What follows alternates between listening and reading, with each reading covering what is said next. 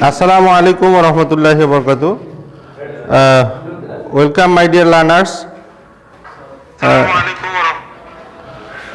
Our today's session.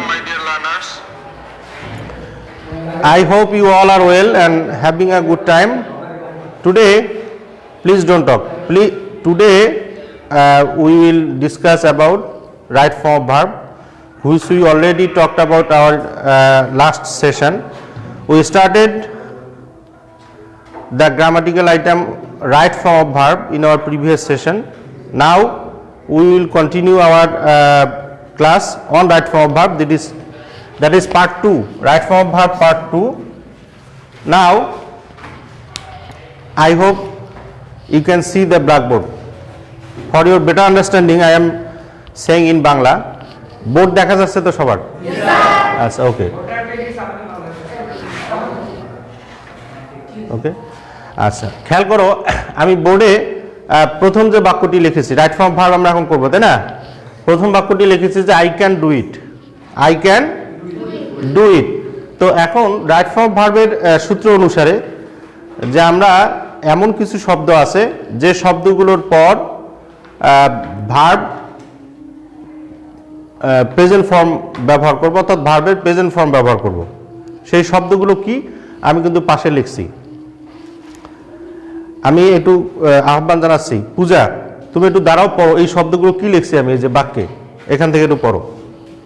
Must to, have to, has to, had to, can, could, shall, should, will, would, may, might, ought to, used to, going to, need, dar, am to, is to, are to, was to, were to, cannot but, could not but, have better, had better, had rather,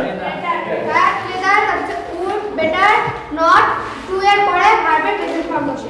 আচ্ছা, একটু খেয়াল করো সবাই। তাহলে এই যে শব্দগুলো আমরা লিখলাম, একটু খেয়াল করো, কথা বলো না। সেটা হচ্ছে যে বাক্যে মডেল অক্সিলারি ভার্ব যেগুলো আছে প্রায় 13টা। কতটা? Can, could, shall, should, will, would, may, might, ought to, used to, going to, need, dar, must। এই টোটাল 13টা মডেল অক্সিলারি ভার্বের পর এরপরে আমি বলছি, খেয়াল করে দেখো, am to, is to, are to, was to, were to, have to, has to, had to, had better, had rather, would better, would rather, cannot but, could not but, অথবা to, শুধু to এদের পরে, অথবা শুধু to ও হতে পারে, অথবা not, O not তো আমি লিখছি। এই শব্দগুলোর পরে ভার্বের প্রেজেন্ট ফর্ম আমরা ব্যবহার করব যখন আমরা রাইট ফর্ম অফ ভার্বে, সেটা বক্সে হোক, বক্সে যদি থাকে বক্সে থেকে এই শব্দটা নিয়ে আসবো, আর যদি এরকম পাশে লেখা থাকে তাহলে আমরা পাশে কি করব, সেটার উত্তরটা আমরা লিখব। ভার্বের কি ফর্ম ব্যবহার করব? ভার্বের প্রেজেন্ট ফর্ম। তাহলে আমরা I can do it, I can, তাহলে এখানে আমরা ডুটা কি চেঞ্জ হবে নাকি হবে না? ডু শব্দটা নিজেই ভার্বের প্রেজেন্ট ফর্মে আছে। খেয়াল করো, ডু শব্দটা নিজেই কি আছে? প্রেজেন্ট ফর্মে। তাহলে উত্তরটা কি হবে? আই ক্যান ডু ইট, তাহলে ডুই হবে, তাই না? তার মানে যখন আমরা রাইট ফর্ম অফ ভার্ব করব তখন সব ভার্বগুলোই যে চেঞ্জ হবে বিষয়টা কিন্তু এরকম। বক্সে প্রদত্ত শব্দটা দেয়া আছে মানেই সেটা চেঞ্জ হবে, বিষয়টা এরকম না। সেটা সব মানে ওই গ্যাপে প্রদত্ত শব্দটির পূর্বের অথবা পরের শব্দ অনুসারে শব্দটা চেঞ্জ হতেও পারে, নাও হতে পারে, এবং সেটা নির্ভর করবে এই ধরনের শব্দ বাক্যে যখন দেয়া থাকবে সেই শব্দগুলোর উপর। তাহলে এই শব্দগুলো আমার মুখস্থ রাখার দরকার আছে কিনা? আমি এই শব্দগুলো যত বেশি মুখস্থ রাখতে পারবো তত আমরা রাইট ফর্ম ভার্বের গ্যাপগুলো ফিল আপ করা আমাদের জন্য কি হবে? সহজ হবে। তাহলে আমরা এখানে ক্যানের পরে ডু লিখবো, এতে কোনো সন্দেহ নাই তো? তাহলে চেঞ্জ হওয়ার সুযোগ নেই। এর পরেরটা দেখো, শি নো ইট ওয়েল, তাহলে এখানে নোটা কি চেঞ্জ হবে?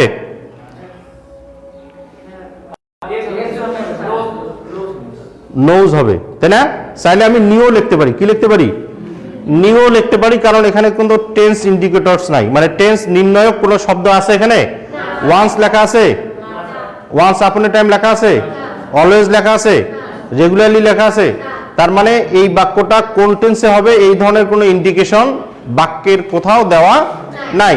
তাহলে যেহেতু এই ধরনের কোনো ইন্ডিকেশন দেওয়া নাই, সেহেতু আমরা চাইলে এটাকে ভার্বের প্রেজেন্ট ফর্ম হিসাবেও ব্যবহার করতে পারি, আবার সেটাকে আমরা পাস্টে কনভার্টও করতে পারি। আচ্ছা, প্রেজেন্টে যদি আমরা সেটাকে প্রেজেন্টেই রাখতে চাই তাহলে সেটাকে আমরা প্রেজেন্টে নো রাখতে পারবো না, তার সাথে কি যুক্ত করতে হবে? আচ্ছা, এবার কেউ একজন বলো দেখি যে কেন আমরা এস যুক্ত করব। তুমি বলো সিফাত, কেন আমরা এস যুক্ত করব? নো লেখা আছে তাই না, তাহলে নোর সাথে এস যে যুক্ত করবো, আমি তো ইএসও যুক্ত করতে পারতাম। কোনটা থার্ড পারসন? সিটা বাক্যে এখানে সিটা কি পারসন? Third person. কোনটা কোনটা শব্দ থার্ড পারসন একটু কেউ বলো দেখি। মানে এই যে শুধু তো সি আছে, আর কি কে থার্ড পারসন? ইট, ইট অথবা কোনো সিঙ্গুলার নাম, একজন বুঝায় একটি বুঝায়, একজন অথবা, তাহলে থার্ড পারসন বলতে আমরা বুঝি। ধন্যবাদ শিবাত, বসো। তাহলে হি, সি, ইট অথবা কোনো সিঙ্গুলার নাউন। কি নাউন? যেটার দ্বারা একজন, একটি, একখানা এরকম অর্থ বোঝায়। কি ক্লিয়ার বিষয়টা?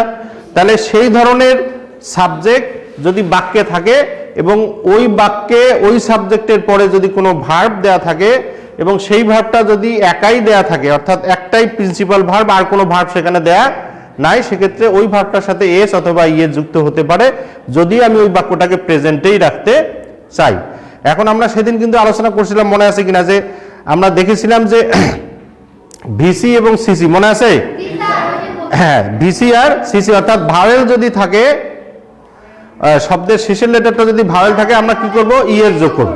আর যদি কনসোনেন্ট থাকে এর যোগ করব। মানে দুটোই কনসোনেন্ট বা কনসোনেন্ট থাকলে আমরা এর যোগ করব। কিন্তু আরেকটা বিষয় আমাদের মাথায় রাখতে হবে, আমরা বলছিলাম সেখানে যে এসএইচ, সিএইচ, আইএসএইচ, ডাবল এস, এই শব্দগুলো আমরা সেদিন কিন্তু লিখে দিয়েছি যে এই শব্দগুলোর পরে নিয়ম অনুসারে কনসোনেন্ট বসার কথা থাকলেও তখন আর কনসোনেন্ট বসবে না, তখন সেখানে কি বসবে?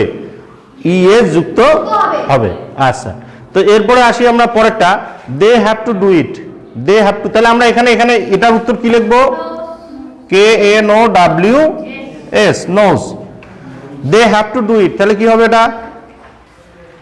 দে হ্যাভ টু ডু ইট। তাহলে এখানে এই হ্যাভ টুর পরে ডুটা কি চেঞ্জ হবে? আচ্ছা, কেন হবে না? হ্যাঁ, এই যে এখানে কিন্তু আমরা এখানে লিখছি, মনে আছে না? এই যে দেখো আমি কি লিখছি, have to, has to, have to, এবং শুধু টু, শুধু টুর কথাও কিন্তু আমরা বলছি যে শুধু টু এর পরেও ভার্বের প্রেজেন্ট ফর্ম বসবে। তবে এই বিষয়টা আরেকটু ক্লিয়ার করে দেই, সেটা হলো শুধু টু এর পরেও ভার্বের প্রেজেন্ট ফর্ম হতে পারে, কিন্তু যদি সেই টু এর পূর্বে যদি এরকম লেখা থাকে যে উইথ এ ভিউ টু, উইথে, তারপরে যদি লেখা থাকে ধরো লুক ফরওয়ার্ড টু, তারপরে যদি লেখা থাকে গেট ইউজড টু, তারপর যদি লেখা থাকে গট ইউজড টু, তারপর যদি লেখা থাকে বি অ্যাকাস্টমড টু, তখন কিন্তু এদের পরে এই ভার্বটা V4 হবে, অর্থাৎ এদের পরে ভার্বের সাথে কি যুক্ত হবে? আইএনজি যুক্ত হবে। সেটা কখন? মানে সব টুর পরে ভার্বের প্রেজেন্ট ফর্ম বসে, টু মানেই এদের পরে ভার্বের প্রেজেন্ট ফর্ম বসবে। তবে টু এর পূর্বে যদি এই ধরনের শব্দ থাকে, with a view to, look forward to, get use to, got use to এবং বি অ্যাকাস্টম টু, এই শব্দগুলো যদি থাকে তখন কিন্তু চাইলেও আমরা টু এর পরে ভার্বের প্রেজেন্ট ফর্ম বসাইতে পারবো। তখন আমাকে লিখতে হবে, যেমন আমি বললাম যে আই অ্যাম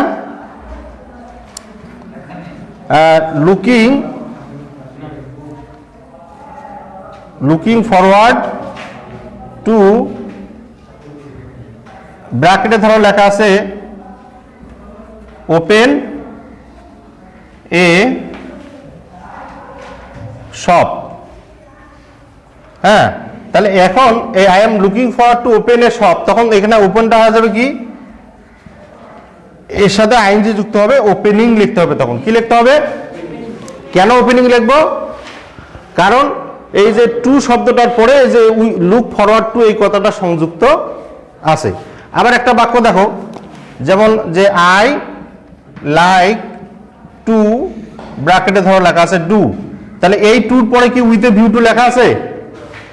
খেয়াল করো তো, এই টুর পূর্বে উইথ এ ভিউ টু লেখা আছে? গেট ইউজ টু লেখা আছে? গট ইউজ টু লেখা আছে? বি অ্যাকাস্টম টু লেখা আছে? যেহেতু এই টুর পূর্বে with a view to, look forward to, get use to, got use to, be accustom to এই শব্দগুলো লেখা নাই, এই জন্য এই টু এর পরে ভার্বের প্রেজেন্ট ফর্ম বসবে। কিন্তু যখন এই টু এর পূর্বে যে এরকম with a view to, look forward to, get use to, got use to লেখা থাকবে, তখন টু এর পরে ভার্বের সাথে আইএনজি যুক্ত হবে। তার মানে টু দেখলেই খুশি হওয়া যাবে না, খেয়াল করতে হবে যে টু এর পূর্বে looking forward to, get use to, got use to, be accustom to এই শব্দগুলো দেয়া আছে কি না, যদি থাকে তাহলে আইএনজি যুক্ত হবে, আর যদি না থাকে তাহলে আমরা কি করব, ভার্বের প্রেজেন্ট ফর্ম বসাবো। যেমনটা এখানে আমরা দেখবো। এখন দেখো এই যে they have to do it, they have to, আচ্ছা তাহলে they have to do it এখানে আমরা কি করলাম, তাহলে এই যে টু এর পূর্বে তো এখানে উইথ এ ভিউ টু লেখা নাই, আছে? Get use to, got use to লেখা আছে, বি অ্যাকাস্টম টু লেখা আছে, তাহলে আমরা তখন ভার্বের সাথে কি যুক্ত করব না, আইএনজি যুক্ত করার কোনো সুযোগ নেই, তখন ভার্বটা প্রেজেন্ট ফর্মেই হবে। তার মানে they have to do it, এতটুকু বুঝতে সবাই? আচ্ছা তাহলে আমরা এখানে ডুটাকে কি করব, এরপরে আসো we can not but do it, we can not but do it, তাহলে এখানে ক্যান নট বাটের পরে এই ক্যান নট বাট, বাটের পরে আমি কি করব, ভার্বের প্রেজেন্ট ফর্ম বসাবো। তাহলে আমরা তখন যেটা আমরা এখানে লিখছি ক্যান নট বাট অথবা কুড নট বাট, তাহলে আমরা বাটের পরে ডু ডুয়ে রাখবো, বাটের পরে কি রাখবো, ডু থাকলে সেটা কি হবে, সেটা কি হবে, বাটের পরে দুটা ডুয়ে হবে। এরপরে আচ্ছা এখন আরেকটা বিষয়, এই রুলসটা তোমাদের অবশ্যই জানা আছে। দেখো আমরা যে করছিলাম,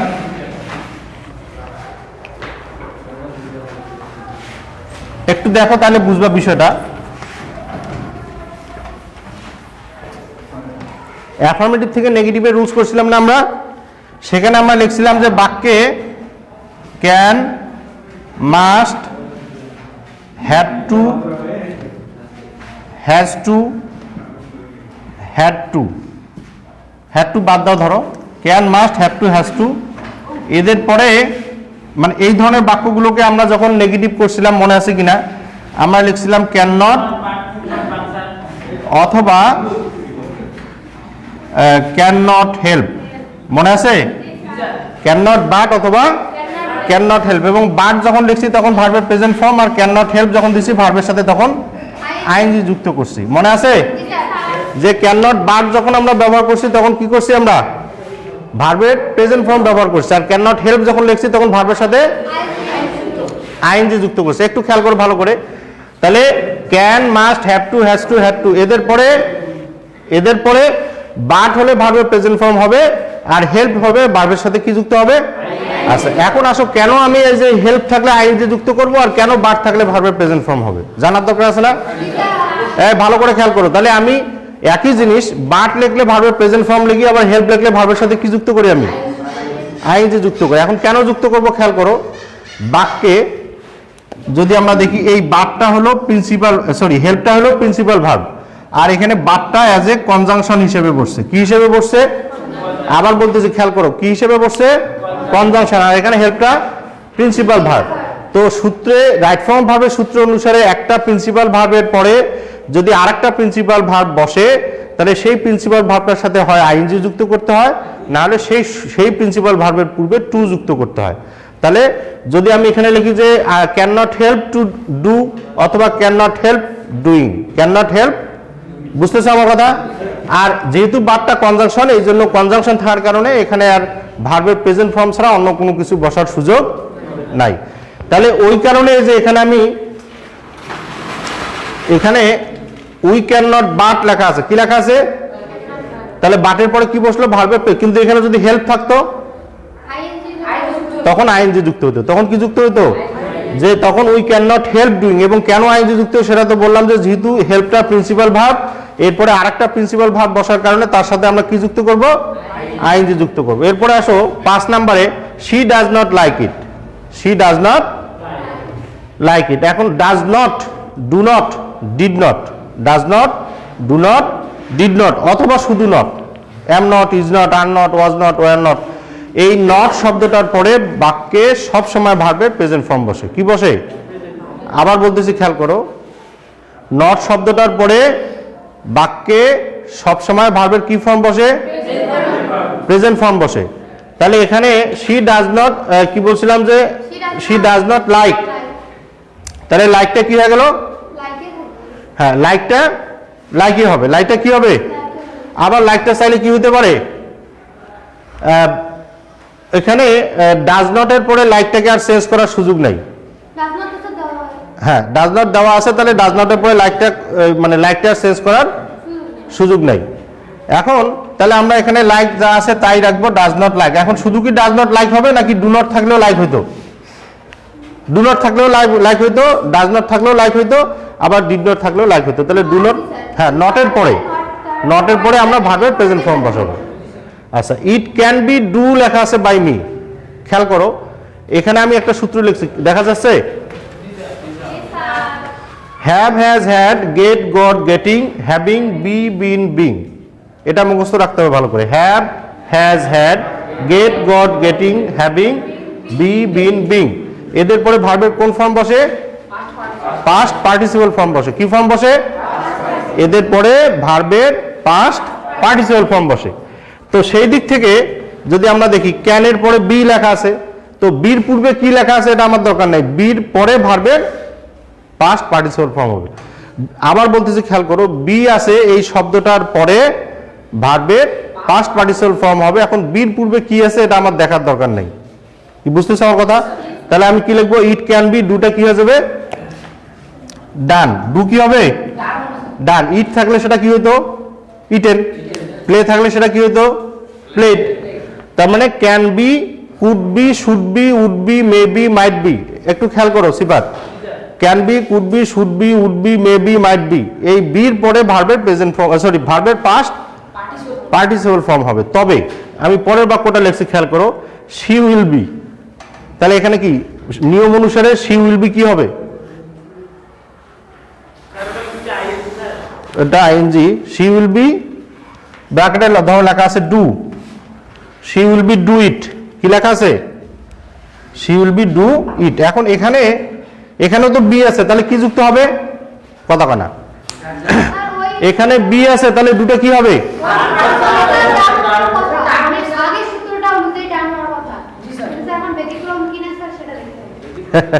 আচ্ছা শোনো, খুব মনোযোগ দিয়ে শোনো। আমি কিছুক্ষণ আগেই বললাম, তোমরাই বলবে যে স্যার আপনি এক মুখে দুই কথা বলেন।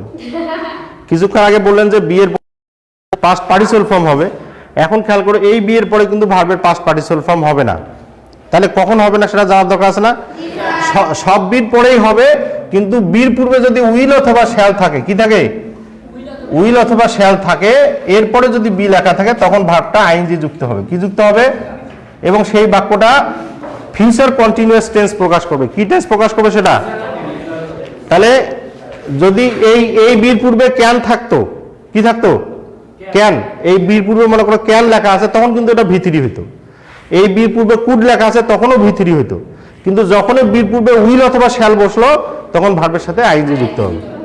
তাহলে পার্থক্যটা বুঝছো? তার মানে সব বি মানেই ভার্বের পাস্ট পার্টিসিপল ফর্ম না। প্রত্যেকটা বির পূর্বে খেয়াল করতে হবে দুইটা শব্দ আছে কিনা, সেটা উইল অথবা শ্যাল। এই দুইটা শব্দের যে কোনো একটা শব্দ যদি ওই বির পূর্বে থাকে, উইল অথবা শ্যালের যে কোনো একটা যদি ওই বির পূর্বে থাকে, তখন কিন্তু ওই বির পরে ভার্বটার কি হবে না? ভি3 হবে না, তখন তার সাথে আইএনজি যুক্ত করতে হবে। কি যুক্ত করতে হবে? তাহলে দেখো, রাইট ফর্ম ভার্ব যেমন সহজ, আবার কিছু কিছু ক্ষেত্রে তত কঠিনও। একটু অসতর্ক যদি হও, মানে তুমি মনে করবে যে আরে বি আছে তো পাস্ট পার্টিসিপল ফর্ম হবে, কি ঠিক কি না? বি লেখা আছে মানে ভার্বটা পাস্ট পার্টিসিপল ফর্ম, কিন্তু দেখা গেল তুমি দিয়ে আসলা, তুমি তো মহা খুশি, আমার উত্তর ঠিক, কিন্তু তুমি সামনে আর খেয়াল করলা না যে এই বির পূর্বে সামনে উইল অথবা শ্যাল দেওয়া আছে কি না। যদি এই বির পূর্বে সামনে উইল অথবা শ্যাল দেওয়া থাকে, তুমি হাজারও লেখো, ভার্বটা আইএনজি ছাড়া ভি3 হবে না। ক্লিয়ার বিষয়টা? তাহলে আমরা সেই দিক থেকে সি ডু আছে, তাহলে কি হবে? দুটা ডুইং হবে। কি ঠিক আছে তো? আচ্ছা, তারপরে we are make it. We are কি লেখা আছে? আচ্ছা, এবার আসো, এই সূত্রটা দেখা যাচ্ছে সবার? দেখো, আমি এখানে যে সূত্রটা লিখছি, am, is, are, was, were, এই শব্দের পরে এই পাঁচটা অক্সিলারি ভার্বের পরে দুই ধরনের প্রিন্সিপাল ভার্ব বসে। কয় ধরনের? Am, is, are, was were, এই 5টা অক্সিলারি ভার্বের পরে প্রিন্সিপাল ভার্ব যদি বসে সেই প্রিন্সিপাল ভার্বগুলো দেখতে দুই রকম হয়। একটা হচ্ছে সেই প্রিন্সিপাল ভার্বটা ভার্বের পাস্ট পার্টিসিপাল ফর্ম হতে পারে অর্থাৎ V3 হতে পারে, আর একটা হচ্ছে সেই প্রিন্সিপাল ভার্বটা V4 হতে পারে অর্থাৎ আইএনজি যুক্ত হতে পারে। তাহলে কখন V4 আর কখন V3 হবে জানার দরকার আছে না? অ্যামিজারের পরে দুই ধরনের ভার্ব আমরা বসতে দেখি রাইট ফর্ম ভার্বে। একটা হচ্ছে কি যে সেই অ্যামিজারের পরে ভার্বের সাথে কি যুক্ত হতে পারে, আইএনজি যুক্ত হতে পারে, অথবা অ্যামিজারের পরে ভার্বটা কি হতে পারে, পাস্ট পার্টিসিপাল ফর্ম হতে পারে। সেটা একটু খেয়াল করো। সাবজেক্টটা আমি এখানে ব্র্যাকেটে লিখছি যে সাবজেক্টটা ইনঅ্যাক্টিভ আর সাবজেক্টটা অ্যাক্টিভ। তাহলে আমাদের জানতে হবে যে ইনঅ্যাক্টিভ সাবজেক্ট কি জিনিস আর অ্যাক্টিভ সাবজেক্ট কি জিনিস, তাই না? কথা কেনা অ্যাক্টিভ আর ইনঅ্যাক্টিভ সাবজেক্ট জানার দরকার আছে তো। ধরো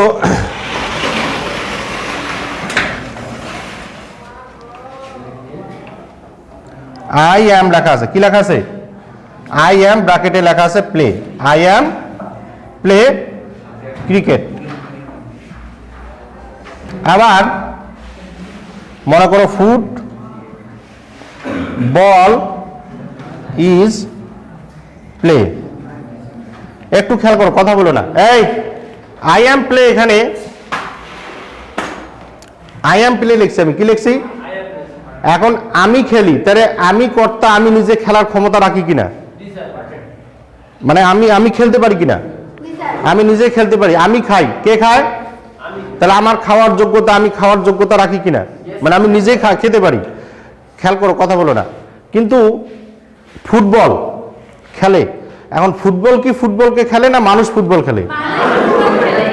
ভালো করে বুঝো। তাহলে সাবজেক্ট যদি এমন হয় যার নিজস্ব কোনো ক্ষমতা নাই, নিজে করার কোনো ক্ষমতা রাখে না, নিজে কোনো কাজ করার ক্ষমতা রাখে না, অন্যের দ্বারা সেই কাজটি সংগঠিত হয়, তাহলে সেই সাবজেক্টটা হলো ইনঅ্যাক্টিভ। তাহলে সেই সাবজেক্টটা কি? আর যখন বাক্যের সাবজেক্ট নিজেই ওই কাজটা করার ক্ষমতা রাখে, যোগ্যতা রাখে, তখন বাক্যের ওই সাবজেক্টটা অ্যাক্টিভ। তাহলে আমার মনে হয় অ্যাক্টিভ আর ইনঅ্যাক্টিভ বুঝছো তো। তাহলে অ্যাক্টিভ সাবজেক্ট হচ্ছে বাক্যের কর্তা যখন নিজেই কাজটা করার সক্ষমতা তার থাকে, করতে পারে, করার যোগ্যতা রাখে, তখন সেটা অ্যাক্টিভ সাবজেক্ট। এবং সেই বাক্যে অ্যামিজার যদি থাকে এরপরে ভার্বের সাথে, তখন আইএনজি যুক্ত হয়। কি যুক্ত হয়? আর যখন বাক্যের সাবজেক্টটা ইনঅ্যাক্টিভ থাকে, নিজে করার কোনো ক্ষমতা ওই বাক্যের সাবজেক্টের নাই, এরকম যদি হয় তখন ভার্বটা V3 হয়। যেমন এখানে হবে যে ফুটবল ইজ প্লেইড হবে, ফুটবল ইজ প্লেইং লেখার সুযোগ নেই, কারণ ফুটবল তো আর ফুটবলকে খেলে, একই জিনিস। ইজের পরে এখানে প্লেড হলো, আবার এখানে আই অ্যাম কি হবে? আই অ্যাম প্লেইং, কারণ আমি খেলতেছি, আমি খেলার যোগ্যতা রাখি, কি বলো, তাই না? তাহলে আই অ্যাম প্লেইং, এখানে আই এর পরে অ্যাম এর পরে প্লেইং কেন হলো? কারণ এখানে সাবজেক্টটা আই, যে নিজে খেলার যোগ্যতা রাখে, হ্যাঁ, সক্ষমতা তার আছে। কিন্তু ফুটবল এখানে সাবজেক্ট হিসেবে যখন আমরা ফুটবলকে দেখলাম, কারণ ফুটবল তো আর নিজে খেলার সুযোগ নেই, ফুটবলকে কেউ খেলবে, তাহলে ফুটবল এখানে সাবজেক্টটা ইনঅ্যাক্টিভ, এই কারণে তখন এই ভার্বটা হবে পাস্ট পার্টিসিপাল ফর্ম। কি বুঝলাম আমরা? তাহলে মাথা রাখতে হবে যে এই বাক্যটা এখন দেখো, তাহলে বুঝবো বিষয়টা। We are make, we are কি লেখা আছে? তাহলে আমরা তৈরি করি, কারা তৈরি করে? আমরা। তাহলে আমাদের তৈরি করার ক্ষমতা আছে না নাই? তাহলে তখন আমরা লিখবো উই আর মেকিং। তখন কি লিখবো আমরা? কথা বলো, উই আর কি লিখবো আমরা? মেকিং লিখবো। যে হ্যাঁ, প্রেজেন্ট কন্টিনিউয়াস টেন্সই তো হলো। We are making. আমি তোমাদেরকে যে বিষয়টা ধরানোর চেষ্টা করলাম সেটা হলো যে আমি যারের পরে যদি বাক্যে গ্যাপ দেয়া থাকে, তাহলে দুই ধরনের ভার্ব বসে, হয় তার সাথে আইএনজি যুক্ত হয়, নালে ভার্বটা পাস্ট পার্টিসিপাল ফর্ম হয়। এবং সেটা আমরা জানানোর চেষ্টা করলাম যে কখন পাস্ট পার্টিসিপাল ফর্ম হবে, যখন বাক্যের সাবজেক্টটা ইনঅ্যাক্টিভ থাকবে, নিজে করার ক্ষমতা থাকবে না বাক্যের সাবজেক্টের, তখন বাক্যে, যেমন পরেরটা দেখো যে ক্রিকেট ইজ প্লে লেখা আছে, দুইভাবে তুমি নিশ্চিত হবা যে বাক্যের সাবজেক্টটা ইনঅ্যাক্টিভ। একটা হচ্ছে যে বাক্যের সাবজেক্ট দেখলেই বুঝবে সেটা ইনঅ্যাক্টিভ, আর একটা হচ্ছে by us, by them, by him, by her, এরকম যদি বাক্যে থাকে তাহলেও বুঝবা সাবজেক্টটা ইনঅ্যাক্টিভ। কি বলছি বলো দেখি, তুমি বলো। মানে সাবজেক্টটা দেখলে আমরা বুঝতে পারবো এটা মানে ইনঅ্যাক্টিভ, আর যদি না হয় বাই আস, বাই দেম এদের থাকে তাহলে হ্যাঁ, মানে ওই বাক্যে দুইভাবে বোঝা যেতে পারে। একটা আছে যে বাক্যের সাবজেক্টটা পড়েও বোঝা যেতে পারে যে এটা নিজে করার ক্ষমতা আছে না নাই। একটা হচ্ছে যে নিজে পড়ে বোঝার ক্ষমতা, মানে অর্থাৎ বাক্যের সাবজেক্টটা নিজে কোনো কিছু করার ক্ষমতা আছে কিনা নাই সেটা আমরা জানতে পারবো দেখলে। আরো সহজ হবে যদি বাক্যে by me, by him, by them, by us লেখা থাকে, তাহলে তো আচ্ছা আচ্ছা। তো এখন আবার বলছি, খেয়াল করো, by him, by them, by her. আমরা ভয়েসের সূত্র করছিলাম, মনে আছে না, ভয়েস। তো ভয়েস দেখলে কি হয়, যে ভয়েস দেখার মানে ভয়েস চেনার উপায় হচ্ছে পেসিভে যে বাক্যটা আছে সেটা চিনব কিভাবে, বাক্যে বাই লেখা থাকবে এবং বাইয়ের পরে প্রোনাউনের অবজেক্ট ফর্ম থাকবে। সেটা বাইয়ের পরে মি থাকতে পারে, হিম থাকতে পারে, হার থাকতে পারে, তারপরে দেম থাকতে পারে, বাই ইট থাকতে পারে। তার মানে বাইয়ের পরে প্রোনাউনের অবজেক্ট ফর্ম যদি বাক্যে কোথাও থাকে শেষের দিকে, কোথায়, ওই বাক্যের শেষের দিকে যদি থাকে, তখন সেই ভার্বটা পাস্ট পার্টিসিপল ফর্ম হবে। তাহলে আমরা কি লিখলাম, যে ক্রিকেট ইজ প্লেটা, তখন কি হয়ে যাবে এখানে, প্লেটা প্লেড হবে। প্লেটা তখন কি হবে, পাস্ট পার্টিসিপল হবে। প্লেটা তখন কি হয়ে যাবে, পাস্ট পার্টিসিপল ফর্ম হবে। এরপরে দেখো ইট হ্যাজ বিন ডু লেখা আছে, ইট হ্যাজ বিন কি লেখা আছে, ডু লেখা আছে। এখন আসো এই একই জিনিস ওই যে ওইদিকে খেয়াল করো,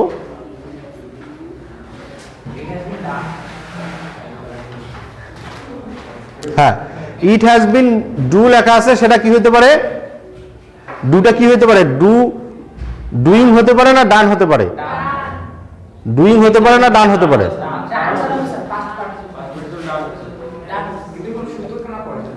আচ্ছা,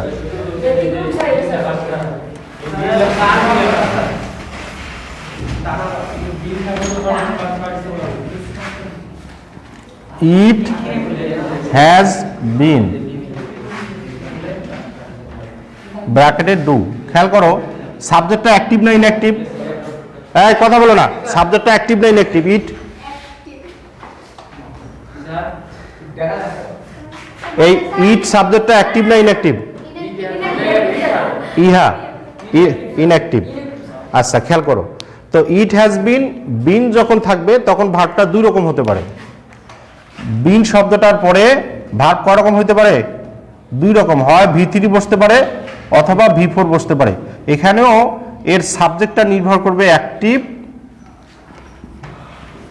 সাবজেক্টটা নির্ভর করবে অ্যাক্টিভ আর কিসের উপর, ইনঅ্যাক্টিভের উপর। যদি বাক্যের সাবজেক্টটা অ্যাক্টিভ হয় তখন বিনের পরে V4 হবে। যেমন আমি যদি বলি শি হ্যাজ বিন, ব্র্যাকেটে লেখা আছে রিড, কি লেখা আছে, শি হ্যাজ বিন, দেখা যাচ্ছে তো, শি হ্যাজ বিন রিড লেখা আছে, খেয়াল করো। তাহলে শি হ্যাজ বিন রিড, তখন রিডটা কি হবে, রিডেড হবে, বা রিড রিড রিড, যেহেতু রিডের পাস্ট পার্টিসিপল ফর্ম কি, রিড রিড রিড, তাহলে সেটা কি আমরা রিডে রাখবো নাকি রিডিং লিখবো,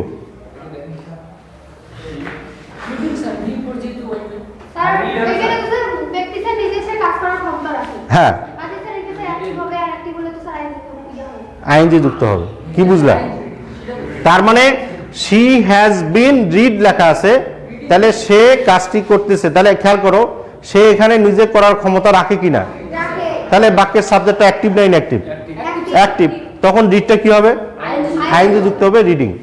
আবার ইট হ্যাজ বিন, এখানে ইটটা নিজে করার ক্ষমতা রাখে না, তখন এই বিনের পরে ডান হবে।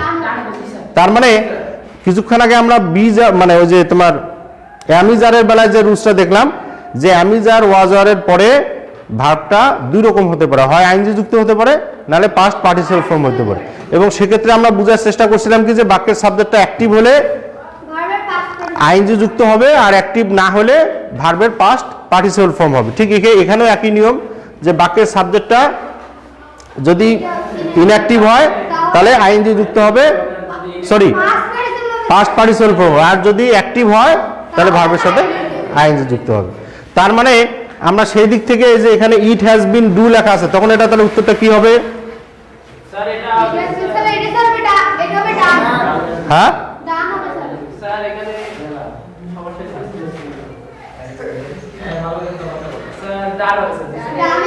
ডান হবে, কেন ডান হবে, ইহা, হ্যাঁ সাবজেক্টটা, মানে আমার মনে হয় যে তোমার অ্যাক্টিভ ইনঅ্যাক্টিভ কি বুঝছো কিনা? এই অ্যাক্টিভ ইনঅ্যাক্টিভ বুঝলে দুইটা কাজ হইতে পারে। একটা হচ্ছে যে অ্যামিজারের পরে যেমন ভার্ব চেঞ্জ করাটা আমাদের জন্য সহজ হবে, বাক্যটা পেসিভ কিনা সেটা জানা সহজ হবে, এবং বিনের পরে ভার্বটা V4 হবে না V3 হবে সেটা জানাটাও সহজ হবে। তাহলে আমরা মূলত প্রায় এখানে 10টা বাক্য মানে 10টা রুলস আলোচনা করলাম। মানে এখানে যদিও আমরা বাক্য 10টা লিখছি, কিন্তু এর অভ্যন্তরে আমরা অনেকগুলো গুরুত্বপূর্ণ রুলস আলোচনা করলাম। আমার মনে হয় যে তোমরা রাইট ফর্ম অফ ভার্বের বেসিক যে রুলসগুলো, যেগুলো আমরা সচরাচর বিভিন্ন পরীক্ষায় দিয়ে থাকি বা তোমরা ফেস করো, সেই রুলসগুলো আলোচনা করলাম। আগামী ক্লাসে ইনশাল্লাহ আমরা রাইট ফর্ম অফ ভার্বে কোন কোন ইন্ডিকেটরসগুলো আমরা ব্যবহার করি, অর্থাৎ কোন ইন্ডিকেটরস কোন টেন্সকে নির্দেশ করে, কোন কোন শব্দ কোন টেন্সকে নির্দেশ করে। সাপোজ মনে করো ওয়ান্স, ইয়েস্টারডে, এই শব্দগুলো পাস্ট টেন্সকে নির্দেশ করে। তারপরে অলওয়েজ, রেগুলারলি, এই শব্দগুলো প্রেজেন্ট টেন্সকে নির্দেশ করে। তো আগামী ক্লাসে ইনশাল্লাহ আমরা এই শব্দগুলো সম্পর্কে ধারণা লাভ করব। আর আজকে তোমরা যারা উপস্থিত ছিলা, যারা উপস্থিত ছিল না, প্রত্যেককে জানাই দিবা যে তারা যাতে নিয়মিত ক্লাসে আসে। যারা অনুপস্থিত ছিল তোমাদের মানে তোমাদের যদি কাছাকাছি তারা থাকে তাদেরকে জানাই দিতে পারো যে আজকে আমাদের এই ক্লাসটি সিঙ্গির উচ্চ বিদ্যালয়ের যে পেজ আছে সেখানে এই ক্লাসটি লাইভ দেওয়া হয়েছে, তারা সেখান থেকেও সেই ক্লাসটি সংগ্রহ করতে পারবে। পাশাপাশি কথা বলো না, পাশাপাশি সেই ক্লাসটি তারা চাইলে আমাদের পাড়াঘাটে জুয়েলের দোকান আছে, সেখান থেকেও তারা এই ক্লাসটি যে কোনো ফরম্যাটে, সেটা অডিও চাইলে করে নিতে পারবে। তারপরে যেটাকে আমরা যে MP4 বলি আর কি, MP4 বা মানে বাটন ফোনের যে সাইজটা ধরে, অনেকের বাটন ফোন আছে না, বাটন ফোনের মধ্যে যে সাইজটা ধরে অর্থাৎ যে সাইজটা দেখা যাবে সেই সাইজেও চাইলে তোমরা সেখানে ওখানে কনভার্ট করে নিতে পারবা বিনামূল্যে। তাহলে তারা আমার এই ক্লাসটা পরবর্তীতেও তোমরা চাইলে দেখতে পারবা। তো আশা করি তোমাদের এই ক্লাসটি খুব ভালো লাগছে। তোমাদের ভালো লাগলে আমার এই কষ্ট সার্থক হবে। যারা অনুপস্থিত ছিল তাদেরকে জানাই দিবা। তো আজকে আর আমার মনে হয় যে এখানেই আমরা আজকের ক্লাস শেষ করব। পরবর্তী ক্লাসে যদি আল্লাহ বাঁচা রাখে ইনশাআল্লাহ আমরা পরবর্তী ক্লাসে ইন্ডিকেটরসগুলো আলোচনা করব। তো ততক্ষণ পর্যন্ত তোমরা ভালো থাকো, সুস্থ থাকো, সুন্দর থাকো, এই কামনায় আজকে এখানে বিদায় নিচ্ছি। খোদা হাফেজ। আসসালামু আলাইকুম ওয়া রাহমাতুল্লাহি ওয়া বারাকাতুহু।